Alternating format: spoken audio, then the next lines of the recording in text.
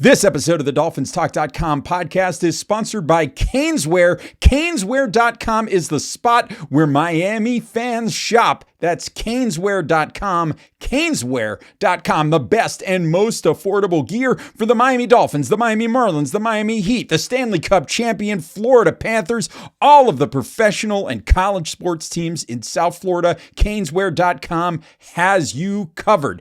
If you're in South Florida, you can visit the storefront at 2655 South University Drive in Davie. They ship internationally as well. So Caneswear.com, make it the place. It's the best and most affordable Miami Dolphins gear. That's Caneswear.com, Caneswear.com. And don't forget about Dolphins Talk Extra. Go to patreon.com/Dolphins Talk for additional Miami Dolphins content. You get extra access to our private Discord server. You get bonus podcasts covering the Miami Dolphins. You get off-topic content as well. We have live watch-alongs. We have retro rewatches where we watch old games and talk about them. We do off-topic shows. We have prizes, contests, all kinds of exclusive access only for Dolphins Talk Extra subscribers. So join us, patreon.com/Dolphins Talk. You can join the fun for as little as $3 a month. Head on over to Dolphins Talk Extra at patreon.com/Dolphins Talk. And now,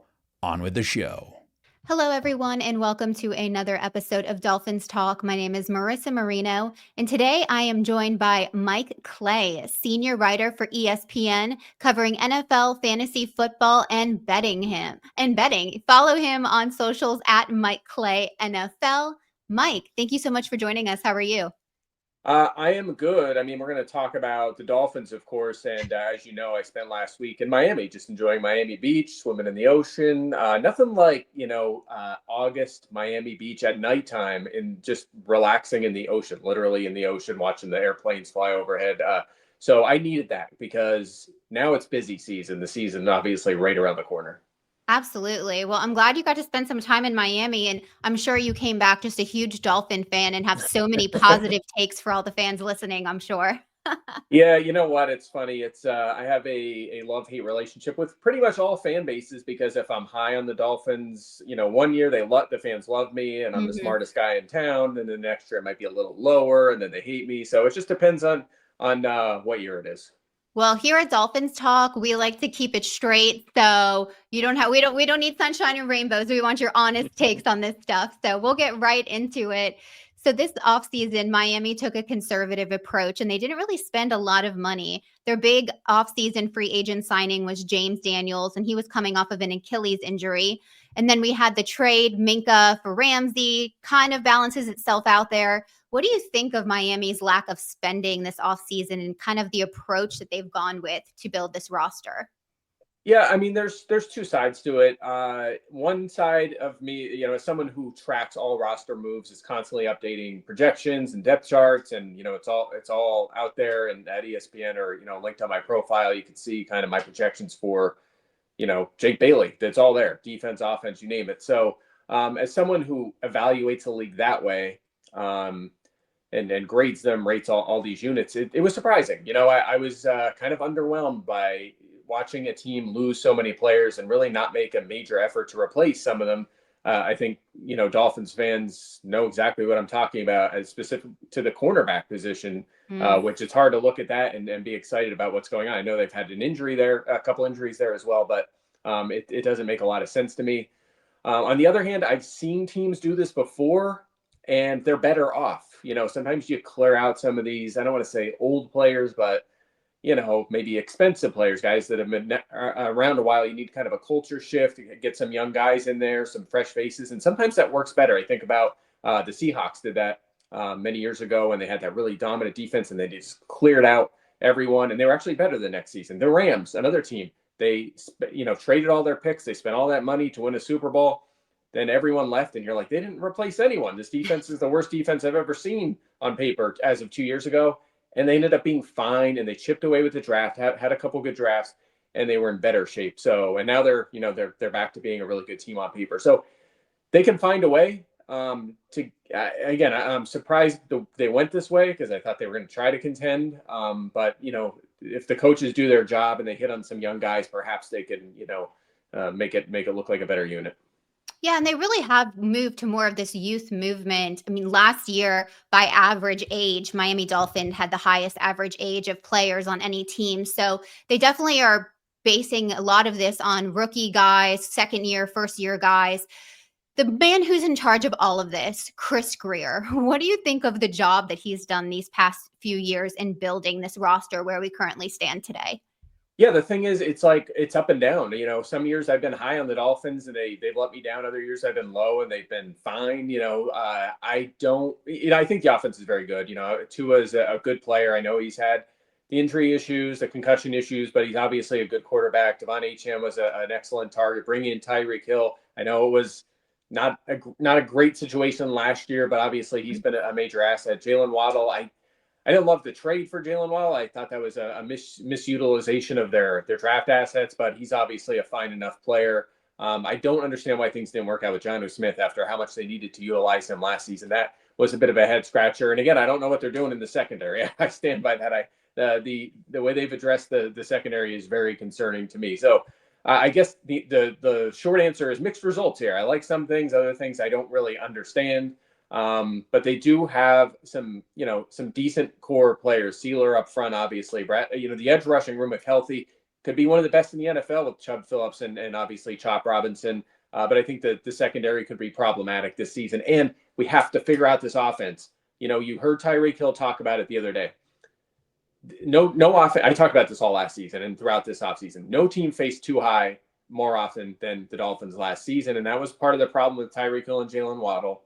It was why Jonnu Smith and Devon Achane were just open all the time because the way defenses face them, and they need to adjust, much like the Chiefs did a few years ago, where they started to balance out the offense a little bit more. They were more conservative in their passing game, and it led to more wins, fewer explosive plays, but more wins. I think Miami's going to have to make somewhat of an adjustment this year. Yeah, you mentioned that cornerback room. We did lose Cater Kohu. It looks like Storm Duck is stepped up, and we're going to see what happens. We've talked about, possible free agent pickups, Asante Samuel Jr. is out there, different guys. So, but it is a concern shared by Dolphins fans as well. So we're interested to see what that happens. And, there's a trickle down effect. We have Chris Greer we talked about. And the guy who's kind of running all of this on the field is Mike McDaniel. This is year 4 for him as the head coach of the Dolphins. Team was under 500 last season. The offense stalled at times, even when Tua was healthy and in the game. Are you still a believer in Mike McDaniel as a head coach in the NFL? Yes, I am. I think this is a make or break year for him, though. He has to get this team to the next level, and he has to show that he can take a team that might be below average on paper and get the most out of them. Again, believe it or not, that was one of the things about Sean McVay that really got him to the next level in my mind, because we've seen him with good talent, be a contender and get his team, in the playoffs and to the Super Bowl.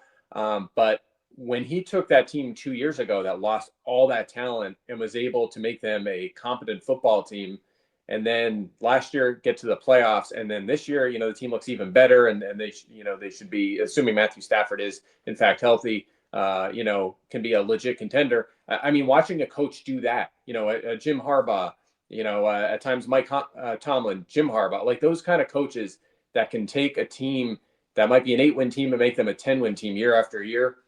Those are the ones that are legit difference makers in this league. When they say coaching matters, those are the coaches that matters.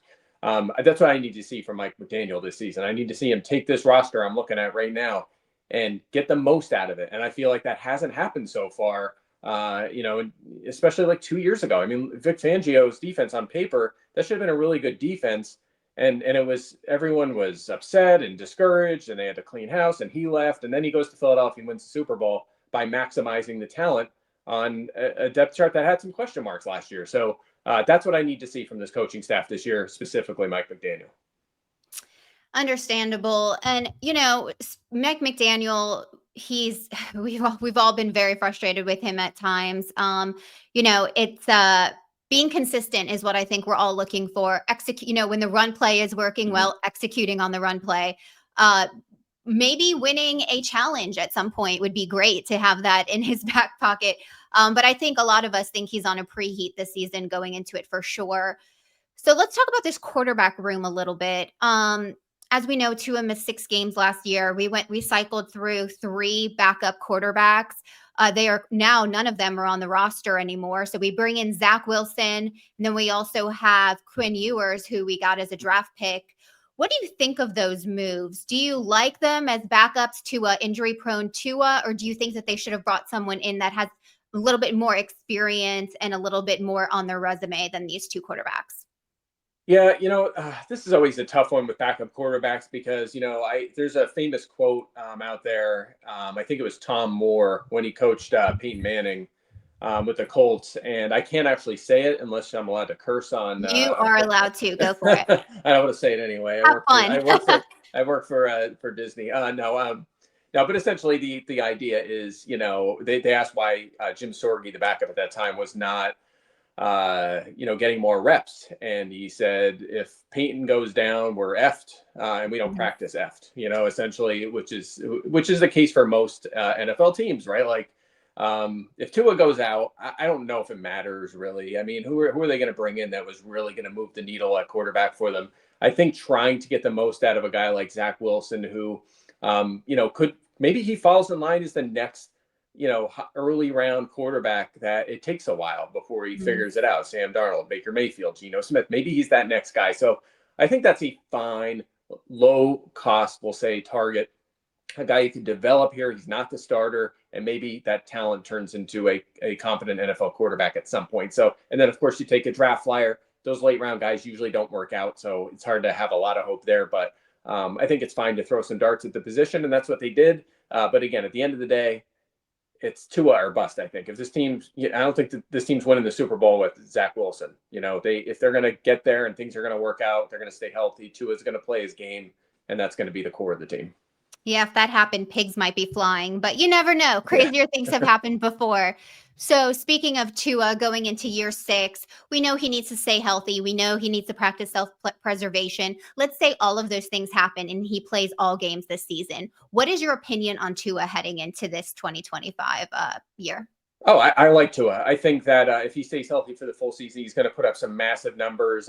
My 17-game projection for him with 601 attempts would have him around a little under 4,600 passing yards, 27 touchdowns, and then about 100 yards and a touchdown on the ground. I would like to see him be able to utilize his legs a little more. That's something that's proven to be vital in the NFL. You're going to scare all the fans by saying that. Yeah, I mean, I get it. I don't want him to get hurt, but I mean, there's Josh Allen doesn't miss time. Jalen Hurts rarely misses time. Almost like a game a year. But maybe that's just not something that's going to be in his arsenal. But I think that's something that could help get the offense to the next level. But regardless, even if he doesn't, this is a guy that can put up massive passing numbers. Maybe not Joe Burrow level. Maybe not what Baker Mayfield did last year. But if everything goes right, maybe. I mean, if you can get the most out of Tyreek Hill and Jalen Waddle, and Darren Waller is a nice comeback season, and you can continue that high efficiency to Devon Achane in the passing game, maybe they can put together a massive season, especially if the secondary does struggle and they have to play catch up often. But a lot is going to be on his back this season. It's a big year for him. It's a big year for McDaniel, and there's no doubt that there's a high ceiling for him statistically. Absolutely. So talking about the defense real quickly, I know we touched on cornerback, but Chop Robinson was a NFL Defensive Rookie Player of the Year nominee last year, had a great season. This year, he's going to be playing alongside of Jalen Phillips and Bradley Chubb, who are finally both back from injuries. If Phillips and Chubb are 100% this season, how much do you think that's going to impact Chop's production? And what are your thoughts overall on Chop Robinson and Miami's pass rush? Well, I like what I'm hearing about Chop Robinson in camp. It sounds like there's a lot of hype there. He looks like the real deal. And that's what you would expect in year 2 for a first-round pick edge rusher. Obviously, he had more on his plate than maybe we hoped last year because of the injuries to Chubb and Phillips. He still only played about half the snaps, and you would expect that number to rise this season. But like you said, you have this terrific potential rotation. So if you have Chubb, you have Phillips, you have Robinson, they'll rotate these guys in. And they'll be fresh, and maybe that leads to fewer opportunities, but maybe higher efficiency. So it's one of the main strengths of their team. for sure. Maybe the strength outside of wide receiver. So they have to get these guys healthy and get the most out of them because, you can't have your star players, these guys you're heavily invested in, just not playing. So, no doubt. Robinson, no matter what, will be a high impact player, but we'll see what they get out of the other two. 100%. Well, let me ask you this. After Buffalo, because I feel like it's pointless to ask who do you think is going to be number one in the AFC East. Clearly, it's Buffalo. How do you see the rest of the AFC East playing out? Yeah, so I guess this is where Dolphins homers should cover their ears because as things stand right now, I do not have the Dolphins in the playoffs. The AFC's tough. You see other teams getting better. The Steelers adding Jalen Ramsey, obviously, and then the Chargers just added Keenan Allen and just another piece on offense. I think they continue to chip away and improve that roster. So that's going to make it harder. But specific to the division, you're right. I think the Bills are the best team. I think the Patriots are on the rise. They had one of my favorite off seasons. They got guys healthy on defense. They added some key pieces. They spent some money on that side of the ball. And people are always, oftentimes it's like, off-season winners, who cares? You can't win through free agency. That's nonsense. People who say that do not know, they're not paying enough attention. If free agency can be done the right way. We've seen the Eagles do that. And I think the Patriots did a pretty nice job at this offseason, maybe overpaid like a Milton Williams, but they nonetheless had voids on their team and they filled those voids successfully. So I like that. Obviously, the skill guys in the offense are better. Drake May in year 2. You bring in Stephon Diggs, who looks like he's healthy. Offensive line's a little better. So I think New England's legit going to be in the playoff conversation. So I have the Dolphins third. So the Jets, I did like the Jets last year. That was probably the biggest miss I've had in my career as a prognosticator. Just a massive swing and a miss. I still, to this day, don't understand how they were as bad as they were with that amount of talent on their roster. But such is life for an NFL analyst. So I say third for the Dolphins this season, and they're going to miss the playoffs. Yeah, I mean, I kind of share that same sentiment, but I mean, that's kind of the reality of where we're at right now. So before we wrap up, since you handle a lot of fantasy, just out of curiosity for you, is there someone on this Dolphins team as people are getting ready to build like fantasy rosters and all that you feel maybe they're sleeping on or that they should really look at going into fantasy football? I wish I could say Tua, but again, he doesn't run much, so I can't go that far. I think the interesting name for me would be Jalen Wright. I don't think that's going to be shocking by any means. The question is, does he lock down the number 2 job? There's been some Alexander Madison hype lately. Ollie Gordon is super young. I don't know if he's going to make an immediate impact, but if Wright can lock down that job and they take away a little bit of the rushing maybe from Achane and give Wright an opportunity to be the bigger back and handle some goal line short yardage work, control the clock a little bit to protect the defense. I think he's a guy that's worth a late flyer in your fantasy draft. And obviously, if something happens to Achane, he would have a lot of value. But honestly, I think several of these guys are undervalued. I've drafted Tyreek Hill a lot. Jalen Waddle's one of my favorite targets. I know they're coming off a down year, but those two are too talented to keep down. And if they're healthy this year, I expect a bounce back season. Again, in an offense that's going to have to, and probably wants to some extent, throw the ball a lot. So yeah, a lot of good fantasy assets in this Dolphins offense. Absolutely. Well, I appreciate that little nugget for everybody who is working on building their team avidly at home. Well, I really appreciate your time, Mike. This was an absolute pleasure to have you on to talk some Dolphins specific football, especially after your trip to Miami. I mean, it's just a full circle moment here for us. For everybody. Go ahead. I'm mentally still in Miami. Actually, it's such a nice time just living life literally in the Atlantic Ocean. So I can't wait to get back. That sounds horrible. I'm really sorry you had to go through that. Yeah, it's a tough life sometimes.